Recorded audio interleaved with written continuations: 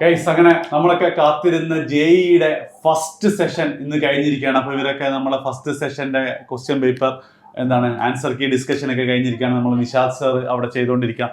എന്താ തോന്നുന്നത്, ഇതുവരെയുള്ളതിൽ ഏറ്റവും എളുപ്പമുള്ള ജെഇയാണ് ഇന്നത്തെ?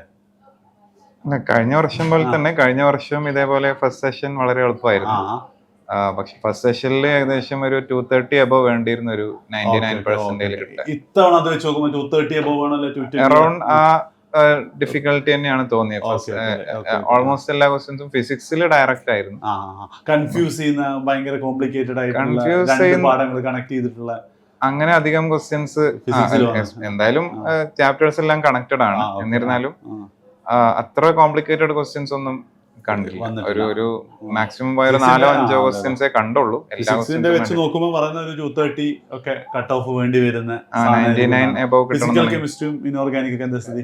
പ്രെഡിക്റ്റബിൾ ആയിട്ടുള്ള ക്വസ്റ്റ്യൻസ് ആണ്. അതെ, സംഭവങ്ങളൊന്നും വന്നിട്ടില്ല. കണക്റ്റഡ് ക്വസ്റ്റ്യൻസ് ഒന്നുമില്ല. ഓ ഓക്കെ.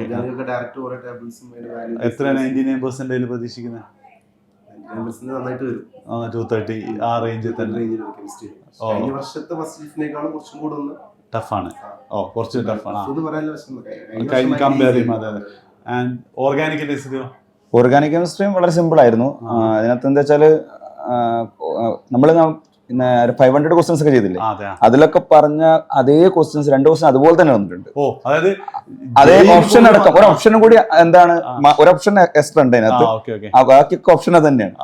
ആ ലെവലിൽ പ്രെഡിക്റ്റ് ചെയ്യാൻ വന്നിട്ടുണ്ട്. നിങ്ങൾ ചെയ്തില്ല? ലാസ്റ്റ് ഡേ നമ്മളൊരു ഇനോർഗാനിക് ഫിസിക്കൽ ഒരു അതേ സാധനം 3 ക്വസ്റ്റ്യൻസ് അതേപോലെ വന്നിട്ടുണ്ട്. അതേപോലെ ലീനിയർ ഫിസിക്സിന്റെ കേസിൽ ഫിസിക്സിന്റെ കേസിൽ ഞാൻ ഒരു ലാസ്റ്റ് ഫിസിക്സ് ലൈവിൽ ഒരു റൊട്ടേഷനിൽ ഒരു ക്വസ്റ്റ്യൻ PYQല് ഇല്ലായിരുന്നു.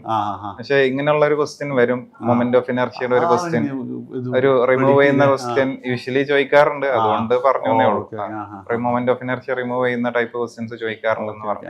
അങ്ങനത്തെ വന്നിട്ടുണ്ടല്ലേ? അതായത് ആ ക്വസ്റ്റ്യൻ ഡയറക്ട്ലി വന്നിട്ടുണ്ട്. അപ്പം ഞങ്ങളിപ്പോ ബോർഡ് എക്സാം ഒക്കെ പ്രഡിക്ട് ചെയ്തിട്ടാണ് എന്ത് ചെയ്യുന്നത്, നമ്മൾ ജീവിച്ചു പോകുന്നത്. അപ്പൊ ആ ഒരു ലെവലിലേക്ക് ജെഇ വരുന്നുണ്ട് എന്നാണ് ഇപ്പൊ തോന്നുന്നല്ലോ. പക്ഷെ ഇനി അടുത്തുള്ള ഷിഫ്റ്റുകളൊക്കെ ടഫ് ആവാനും സാധ്യത ഉണ്ട് അല്ലേ? കഴിഞ്ഞ പ്രാവശ്യം ഇതേപോലെ തന്നെയല്ലോ. അപ്പം ശരിക്കും ഇപ്പൊ ഫസ്റ്റ് സെഷൻ അറ്റൻഡ് ചെയ്ത ഒരു ഭാഗ്യവാന്മാരാണ് അല്ലയോ എന്ന് വെച്ചാലും പ്രത്യേകിച്ചൊന്നും തോന്നൂലല്ലേ. അതായത് നന്നായി പഠിക്കുന്ന ഒരു കുട്ടിക്കും നോർമലൈസേഷൻ വരുമല്ലോ എന്തായാലും. അതെ അതെ റൈറ്റ്. അപ്പൊ സെഷന് പ്രത്യേകിച്ച് ഒരു ഇതൊന്നുമില്ല. അത് ബാക്കിയുള്ള കുട്ടികളും പ്രത്യേകം ശ്രദ്ധിക്കണം. ഫസ്റ്റ് സെഷൻ ഈസിയാണ്, 230 ആണ് കട്ട് ഓഫ് എന്നൊക്കെ കരുതിയിട്ട് ഇനി ബാക്കി ഒരു രണ്ടാമത്തെ കുറച്ച് ടഫുള്ള സെഷൻ വരെ എനിക്ക് 230 കിട്ടിയില്ലല്ലോ എന്ന് ചോദിച്ചാൽ നിങ്ങൾ കറക്കി കുത്താനൊന്നും നിൽക്കണ്ട. ചിലപ്പോൾ എന്തായാലും കഴിഞ്ഞ വർഷം എനിക്ക് തോന്നുന്നത് ടഫ് സെഷനും ഈസി സെഷനും 60 മാർക്കിന്റെ വ്യത്യാസം 99%. അപ്പൊ ചിലപ്പോൾ എന്തായിരിക്കും ഇത് 230 ആണെങ്കിൽ ചിലപ്പോൾ നിങ്ങളത് 150 170 എന്ത് ചെയ്യും ആ ഒരു 99% കിട്ടാൻ. സെക്കൻഡ് സെഷന്റെ പേപ്പർ കണ്ടിട്ടുണ്ടായിരുന്നോ? സെക്കൻഡ് സെഷൻ കുറച്ച് ക്വസ്റ്റ്യൻസേ കണ്ടുള്ളൂ. അതും ഇതേപോലെ തന്നെ ഒരുപാട് ക്വസ്റ്റ്യൻസ് ഡയറക്റ്റ് തന്നെയാണ്. ഫസ്റ്റ് ഷിഫ്റ്റിന്റെ അതേപോലെ തന്നെയാണ്. നമ്മളെ നിഷാദ് സാർ എത്തിയിട്ടില്ല. മൂപ്പര് ഫസ്റ്റ് ഷിഫ്റ്റിന്റെ ആൻസർ കീ ഡിസ്കഷനിലെ മൂപ്പര് പറഞ്ഞത് വളരെ സ്ട്രൈറ്റ് ക്വസ്റ്റ്യൻ. മൂപ്പര് ഒരു 3-4 വീഡിയോസ് ചെയ്തിട്ടുണ്ടായിരുന്നു ഓരോരോ ക്വസ്റ്റ്യൻ വെച്ചിട്ട്. അതിലൊരു ക്വസ്റ്റ്യൻ അതേപോലെ വന്നിട്ടുണ്ട്. 500 എന്നല്ല നിഷാദ് സാർ പറഞ്ഞു, 500 ചെയ്തിട്ട് 4 ക്വസ്റ്റ്യൻ എത്തിയിട്ടുണ്ട്.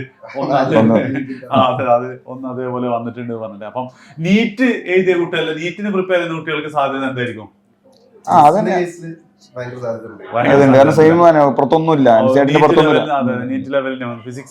ഫിസിക്സും അതേപോലെ തന്നെ അഡ്വാൻസ് ക്വസ്റ്റ്യൻ ഒക്കെ ചെയ്യുന്ന ആൾക്കാർക്ക് ചെയ്യാൻ പറ്റുന്നില്ല. നോർമൽ നീറ്റ് ലെവൽ ക്വസ്റ്റ്യൻസും അറ്റംപ്റ്റ് ചെയ്യുന്നവർക്ക് കുറെയൊക്കെ ചെയ്യാൻ പറ്റുന്ന ടൈപ്പ് ക്വസ്റ്റ്യൻസ് ഉണ്ടായിരുന്നു. പിന്നെ മാത്സ് ആണ്. മാത്സ് ഈസി ആയി കഴിഞ്ഞാൽ പിന്നെ നീറ്റുകാർക്ക് കുറച്ചൊരു ഡിസഡ്വാൻറ്റേജ് ഉണ്ട്. മാത്സ് വളരെ ഡിഫിക്കൽട്ട് ആണെങ്കിൽ 2 പേർക്കും എഴുതാൻ അറ്റംപ്റ്റ് ചെയ്യാൻ കുറച്ച് ബുദ്ധിമുട്ടായിരിക്കും. അതിന്റെ ഒരു മാത്സിനെ കുറിച്ച് നിഷാദ് സാർ ഈസി ആയിരുന്നു തന്നെയാണ് പറഞ്ഞിട്ടുള്ളത്. വലിയ ബുദ്ധിമുട്ടില്ല എന്നുള്ളതാണ്.